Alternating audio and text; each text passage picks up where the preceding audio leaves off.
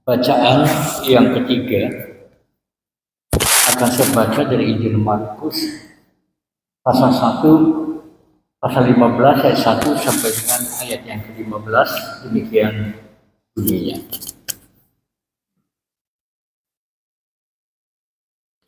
Pagi-pagi benar, imam-imam kepala bersama tua-tua dan ahli-ahli Taurat dan seluruh mahkamah agama sudah bulat mufakatnya.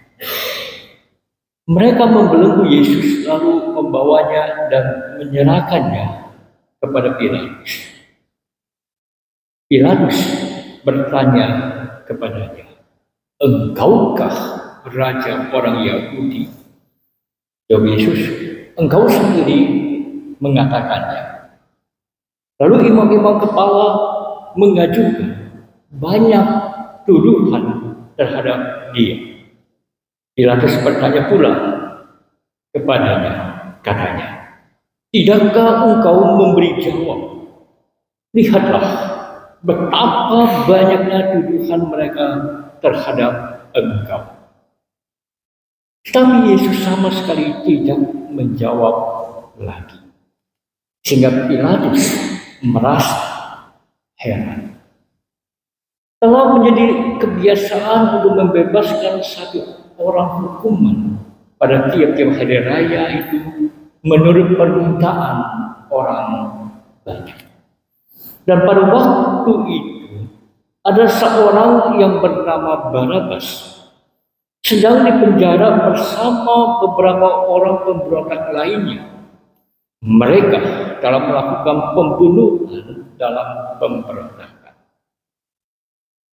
Maka datanglah orang banyak dan meminta supaya sekarang kebiasaan itu diikuti juga. Pilatus menjawab mereka dan bertanya, "Apakah kamu menghendaki supaya membebaskan raja orang Yahudi ini?" Ia memang mengetahui bahwa imam-imam kepala telah menyerahkan Yesus ke dengki.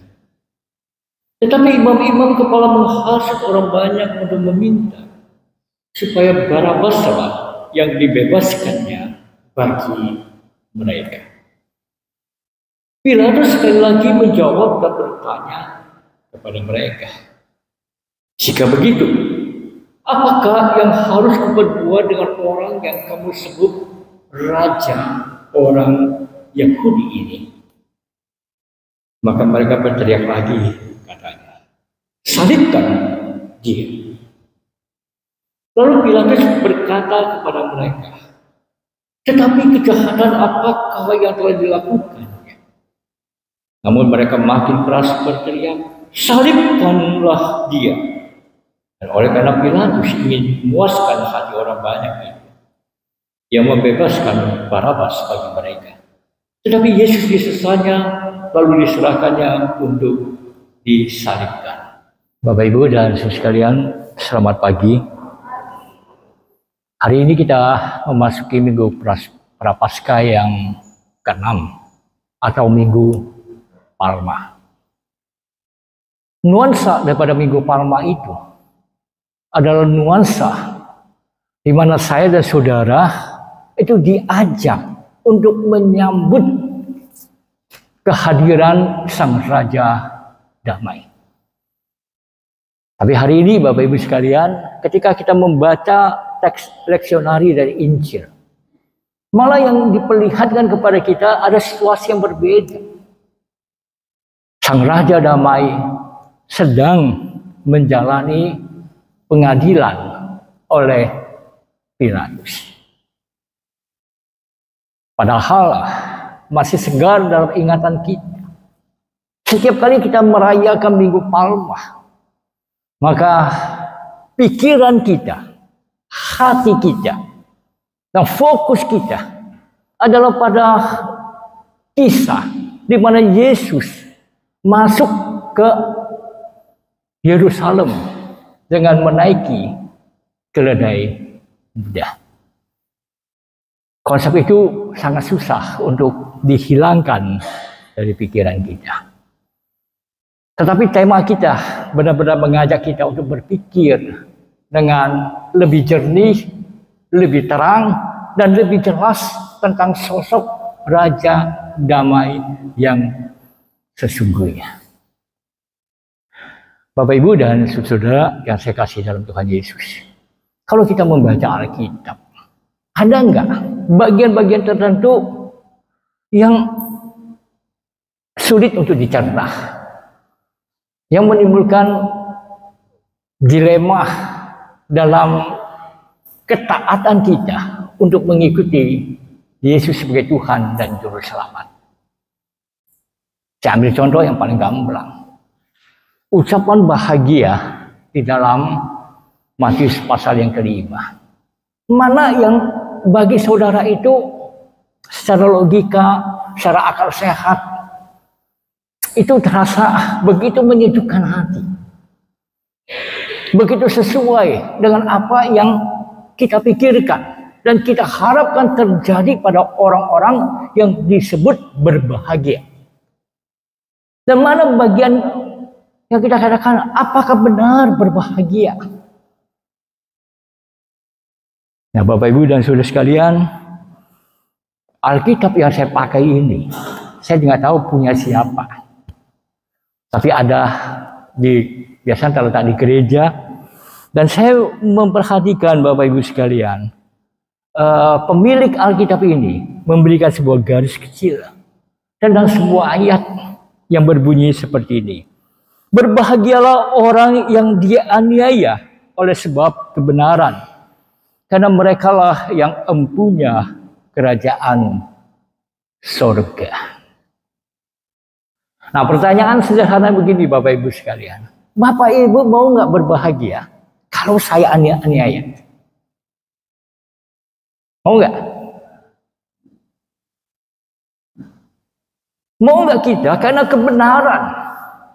kebenaran dan ketaatan kita kepada Tuhan di dalam menjalankan tugas dan pelayanan kita. Lalu karena oleh keputusan orang banyak, kita menjadi teraniaya. Bisa terima nggak Bapak Ibu sekarang?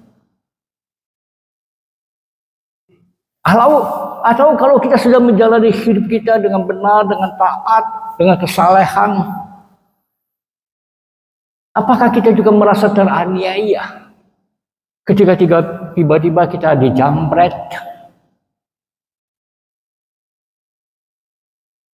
ketika kita menderita sakit, atau ketika kita menghadapi begitu banyak masalah karena kesalehan dan ketaatan hidup kita? Apakah kita bisa menghibur diri dengan mengatakan seperti yang dikatakan Tuhan Yesus, berbahagialah orang yang dianiaya oleh karena kebenaran, karena mereka lah yang empunya kerajaan surga? Bisa nggak? Saya katakan sangat sulit. Karena itu kita juga menemukan Bapak Ibu sekalian banyak pemimpin-pemimpin gereja yang sangat sulit untuk menerima ketika di dalam pelayanan mereka untuk kebaikan orang, untuk kesejahteraan umat, kesejahteraan bangsa, tetapi mereka teraniaya. Bapak Ibu dan saudara yang saya kasih dalam Tuhan Yesus, kalaupun saya dan saudara harus mengalami apa yang dikatakan oleh Yesus ini, dia teraniaya atau dianiaya oleh karena kebenaran, bagaimana sikap hati kita?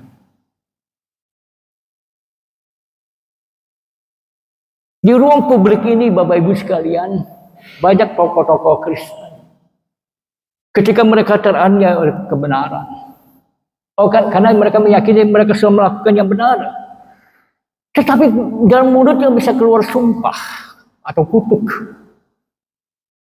supaya orang-orang yang menganiaya mereka itu berhadapan dengan hukuman yang datang daripada Tuhan.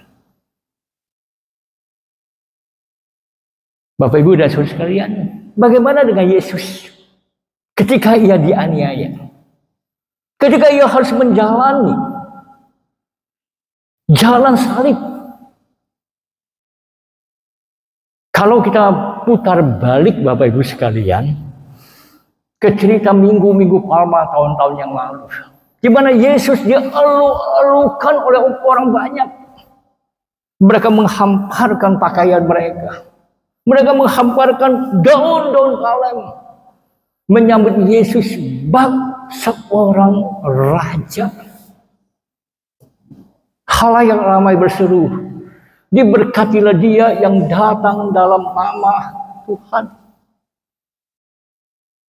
Bapak Ibu dan Saudara sekalian, bagaimana saya dan saudara mencerdah ketika khalayak berseru dengan suara yang keras, diberkatilah dia yang datang dalam nama Tuhan.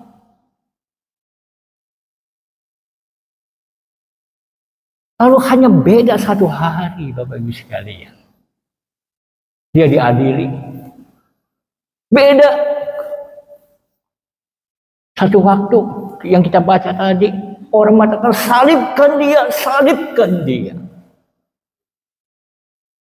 Kalau saya dan saudara ada pada posisi yang seperti itu, bagaimana respon kita? Bagaimana doa kita? Bagaimana harapan kita kepada Tuhan yang sedang kita layani dan ikuti?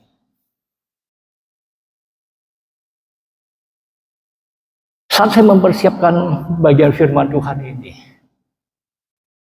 saya membaca sebuah catatan yang menarik dari seorang penafsir. Dia mengatakan seperti ini. Banyak kali kita memberikan stigma bahwa orang yang berkata, diberkatilah dia yang dalam nama Tuhan. Lalu kemudian karena tekanan, lalu mereka berubah dengan teriakan, salibkan dia, salibkan dia. Tapi kalau hari ini kita mau berpikir jernih, ketika khalayak yang ramai, yang bersorak, mengeluh-ngeluhkan Tuhan dengan menyuarakan diberkatilah dia yang datang dalam nama Tuhan.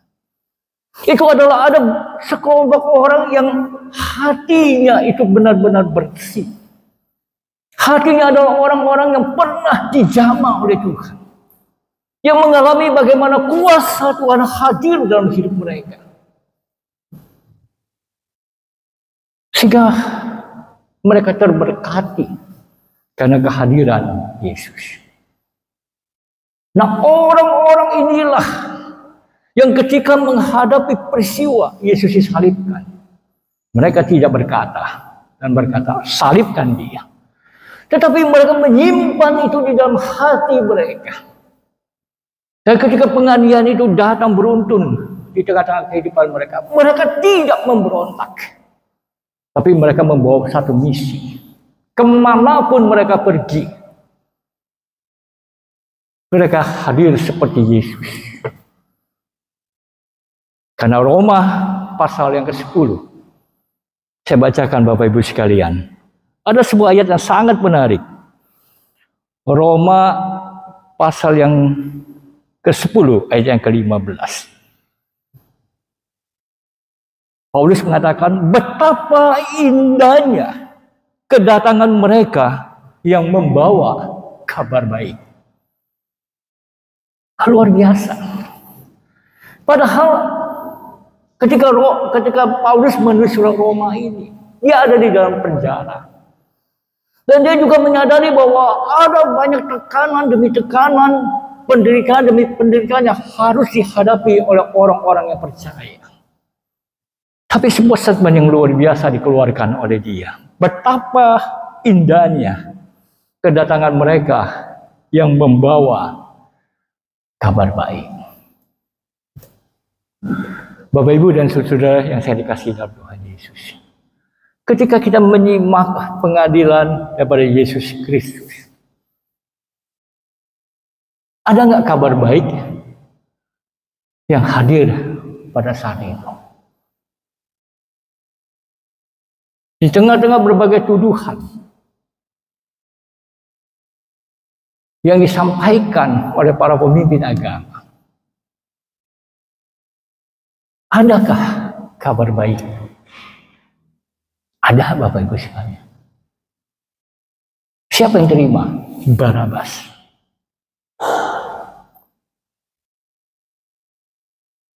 Dalam pengadilan itu Bapak Ibu sekalian, tiba-tiba muncul permintaan orang banyak kepada Pilatus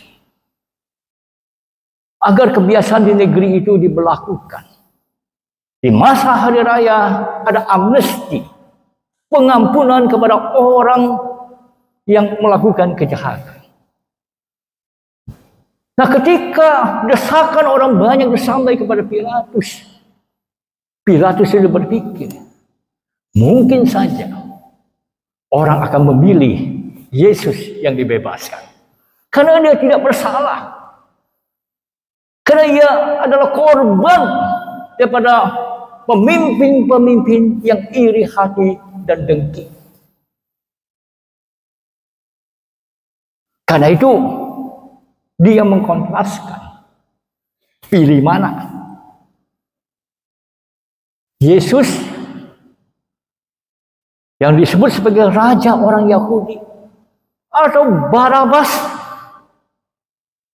penjahat yang sudah melakukan pembunuhan di dalam pemberontakannya. Menurut Bapak Ibu sekalian, kalau Anda yang jadi orang yang ditanya seperti ini, pilih yang mana?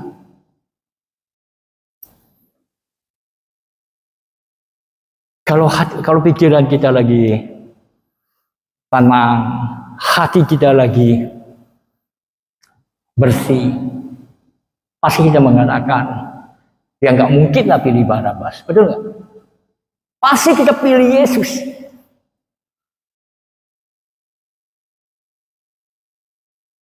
Tapi orang-orang yang berkumpul di sana, karena provokasi, karena pengaruh daripada pemimpin-pemimpin, mereka memilih Barabas untuk dibebaskan. Bapak Ibu dan saudara yang saya kasih dalam Tuhan Yesus, itu kabar baik bagi Barabas dengan hadirnya Yesus Kristus. Tapi apa yang dilakukan oleh Yesus, Bapak Ibu sekalian, ketika ia menghadapi pertanyaan demi pertanyaan daripada Pilatus, ketika ia menghadapi tuduhan demi tuduhan daripada orang banyak terhadap dirinya, sampai kemudian dalam ayat yang kelima dikatakan bahwa diamnya Yesus itu membuat Pilatus menjadi heran.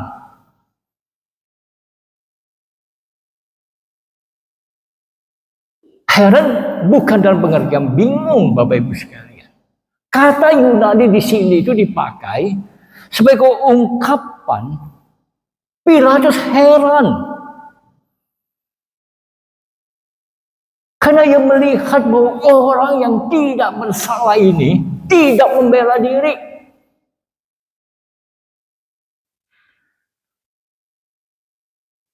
Dia kagum karena orang yang dituduh macam-macam ini tidak membela diri. Apalagi mengeluarkan kata-kata yang jahat terhadap mereka yang melakukan atau melemparkan tuduhan palsu kepada dia.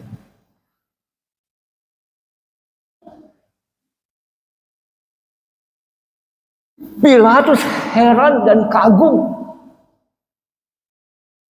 karena Pilatus sadar bahwa manusia yang ada di depan dia itu adalah pelaku mujizat demi mujizat yang sanggup mencelikan mata orang buta, bahkan membangkitkan orang mati. Tapi sosok itu tetap diam, tidak berkata-kata. Bapak Ibu dan saudara-saudara yang saya kasih dalam Tuhan Yesus. Kenapa Yesus diam? Yang pertama, Bapak Ibu sekalian, karena Yesus sedang menunjukkan kemesiasannya yang sesuai dengan nubuatan kitab suci Yesaya 53 ayat yang 7. Ia bagaikan domba yang dibawa ke tempat pembantaian, tidak mengeluarkan suara, tetap fokus taat kepada kehendak dan rencana Tuhan. Dia tidak memberontak, walaupun kuasa penuh itu ada di tangannya.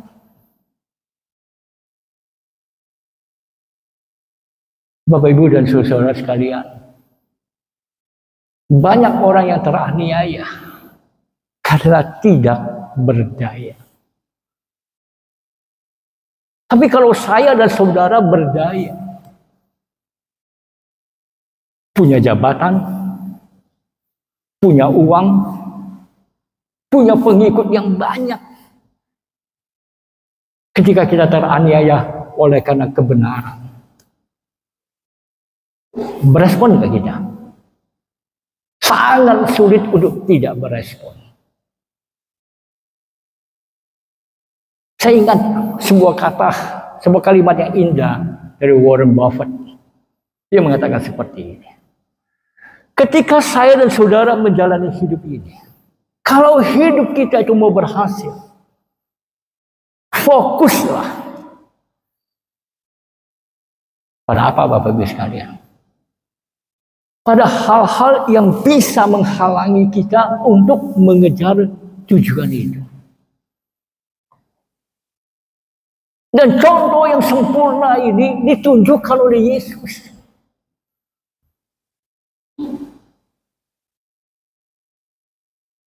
Saat berada di pengadilan, saat ia dielu-elukan, ketika dia disanjung dan dipuji, dia tidak kehilangan akal sehatnya untuk memenuhi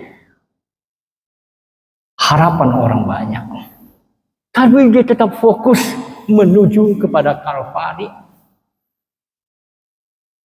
Dia tetap fokus pada kehendak Allah yang memanggil dia. Itulah yang terjadi.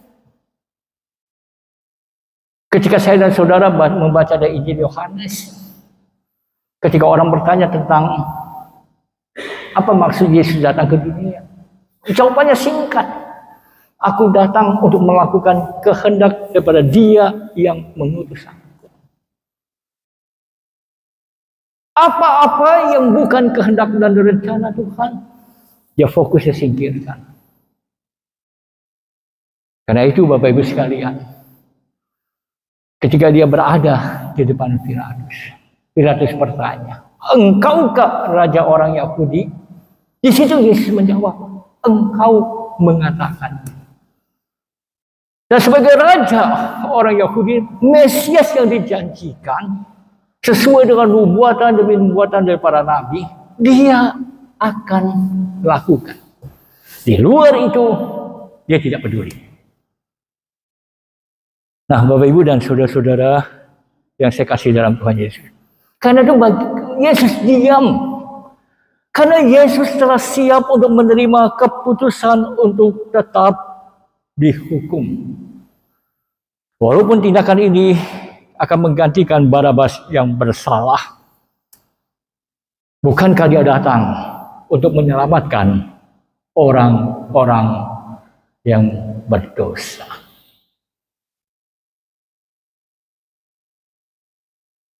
Itulah yang dikatakan oleh Dr. Senjaya.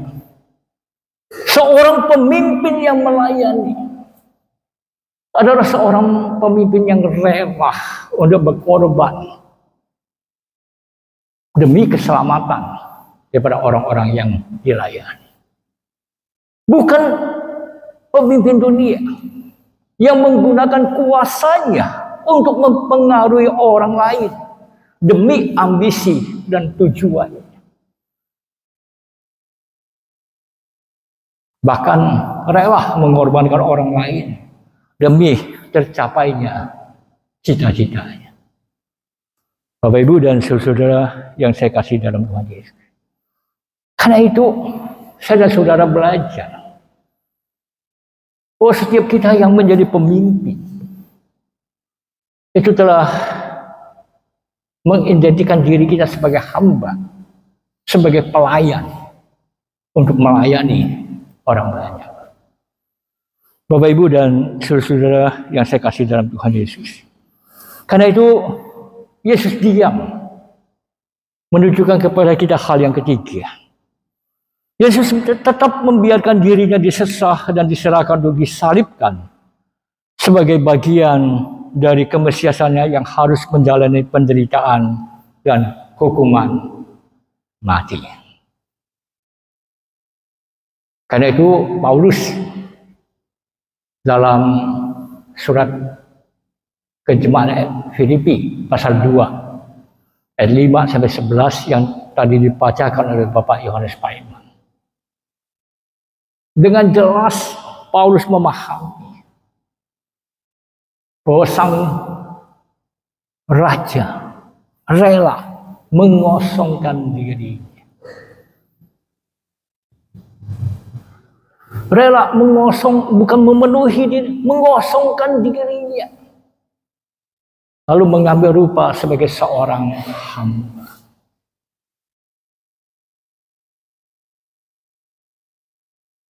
Bahkan catatan Injil mengatakan ia berinkarnasi dalam diri seorang bayi yang lahir dari rahim Maria. Mulai dari kedudukan yang paling rendah. Walaupun dirinya penuh dengan kuasa. Tapi Yesus tidak pernah berupaya mempengaruhi orang lain demi ambisi. Tapi ia datang memperlihatkan kepada saya, memperlihatkan kepada Bapak, Ibu dan saudara sekalian, bagaimana kita fokus untuk melakukan apa yang telah Tuhan inginkan supaya saya dan saudara lakukan. Untuk Yesus, Dia datang untuk menyelamatkan manusia. Dan dia harus menempuh jalan, yaitu jalan salib. Bagi orang itu adalah jalan yang terkutuk. Tapi bagi Yesus, itulah jalan supaya ia bisa menunjukkan kasih Allah yang paling dalam kepada umat manusia. Bahwa dia rela untuk menanggung semuanya ini. Dia juga ingin bahwa setiap orang yang percaya kepadanya menjadi orang-orang yang terberkati. Menjadi orang-orang yang ketika dia hadir dimanapun berada, orang akan mengatakan betapa indahnya kedatangan orang-orang yang percaya. Karena itu Bapak Ibu dan Saudara sekalian, sediakah kita untuk menjalani hidup ini dengan penuh ketaatan?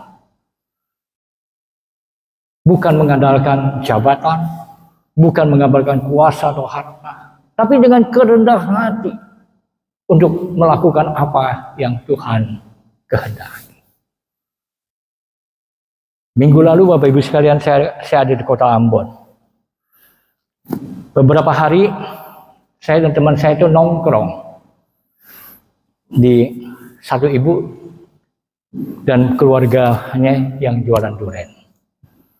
Durian Ambon luar biasa Bapak Ibu sekalian. Kami nikmati tiap sore, ya kan. Lalu teman saya beli satu tumpuk. Bapak Ibu jangan pikir itu mahal, enggak. Satu tumpuk isi 5 biji 50.000. Kalau agak malam sedikit 3 tumpuk 120.000. Murah enggak? Murah. Jadi dia beli, dia isi, dia masukkan ke kulkas. Saya juga ikut isi, akhirnya Bapak Ibu hari terakhir saya ikut isi. Kenapa? Tertarik. Nah, Apa yang hendak saya sampaikan Bapak Ibu sekalian? Hari terakhir itu ketika kami nongkrong di sana, teman saya datang. Begitu ketemu saya, dia ngomong, Bapen, lagi cari durian kah? Saya lihat, iya, saya bilang. Bapak Ibu tahu apa yang terjadi Bapak Ibu? Para penjual durian itu adalah orang-orang Kristen berjemaat di gereja-gereja. Begitu dia dengar bahwa yang nongkrong berapa hari itu pendeta, sontak dia kaget, salah tingkah. Saya perhatikan dia, ada satu sampai begini, gimana ini? Ini pendeta beli durian, ya kan? Lalu kenapa dia jual ke pendeta? Ibu Sefri mungkin tahu di Indonesia Timur pendeta itu nggak beli kebanyakan, benar Bu? Tapi dikasih sama jemaat. Nah ini beli dan udah berhari-hari nongkrong di sana. Bapak Ibu dan saudara sekalian, dia salah tingkah. Lalu saudaranya juga, aduh pendeta lagi, dia bilang. Saya bilang, kenapa pendeta? Nah, lalu mengatasi rasa nggak enak hatinya, Ibu Arni itu ngomong gini, mestinya kalau saya tahu dia pendeta, harganya saya kasih mahal. Sambil senyum-senyum dia. Saya udah tahu Bapak Ibu sekalian, dia merasa nggak enak. Lalu saya timpalin begini, saya bilang, Bu, nggak apa-apa, ya kan? Toh saya nggak nawar, ya kan? Kami beli dengan sukacita, ya kan? Kalau Ibu terberkati, Ibu jangan lupa kasihlah persembahan 30-50%. Sekarang giliran dia nggak bisa ngomong. Nah Bapak Ibu dan saudara-saudara yang saya kasih dalam Tuhan Yesus. Tapi ketika kita hadir seperti ini, ya, sampai orang-orang di sana itu berkata, enggak, aduh, selama hidup kami belum pernah ketemu pelanggan yang makan durian, ya kan? Yang lalu membawa kegembiraan. Bapak Ibu tahu nggak apa yang saya dan teman saya lakukan? Ketika kami makan durian, saya juga belajar Bapak Ibu sekalian menahan diri untuk makan durian. Hanya makan durian yang rasanya enak. Kalaupun enak, sadar diri bahwa mesin pabrik gulanya masih jalan. Jadi apa yang saya lakukan dengan teman saya? Teman saya itu matanya kena glukoma. Gara-gara gula darahnya tinggi. Jadi dia makan sama seperti saya. Super hati-hati. Tapi karena banyak, kami nyicip-nyicip juga banyak. Dan apa akhirnya kami lakukan? Setiap orang yang mau beli durian, kita ngomong gini, mari nikmati durian. Nggak usah bayar. Yang kami makan yang enak kami kasih. Ya kan? Si penjual durian pun kami kasih. Ya kan? Karena kami hanya ingin menyicipi buah durian yang unik itu. Jadi di pasar kecil itu, kalau kami datang, mereka semua udah melambai tangan. Kenapa? Karena ada sukacita. Dan Bapak Ibu dan saudara sekalian, hidup yang kita jalani pun, mari kita jalani dengan hati yang penuh dengan sukacita. Kalaupun kita harus mengalami penganiayaan, yakinlah bahwa kita adalah orang-orang yang berbahagia. Amin.